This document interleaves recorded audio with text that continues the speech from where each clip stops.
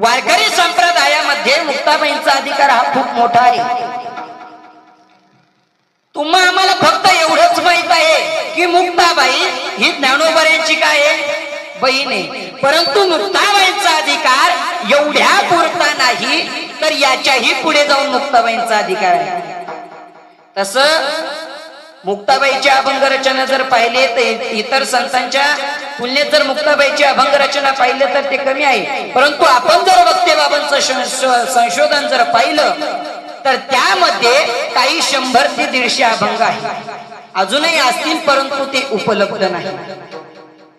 आतापर्यंत एवढी संत मंडळी झाली, त्यामध्ये काही स्त्री संत झाल्या आणि त्या स्त्री संतांमधलंच एक भलं मोठं नाव म्हणजे आदिशक्ती मुक्ताबाई। विठ्ठल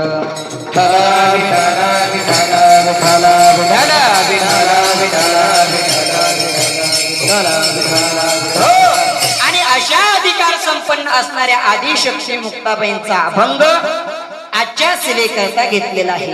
आजचा जो काही अभंग आहे तो प्रासंगिक आहे आणि ताटी या प्रकरणातील आहे आणि तो 4थ्या क्रमांकाचा अभंग असून प्रासंगिक अभंग असून आणि आजच्या अभंगात आदिशक्ती मुक्ताबाई तुम्हा आम्हाला ज्ञानोबरायांचं निमित्त करून संतांची अंतर्बाह्य लक्षणे सांगतात। विठ्ठल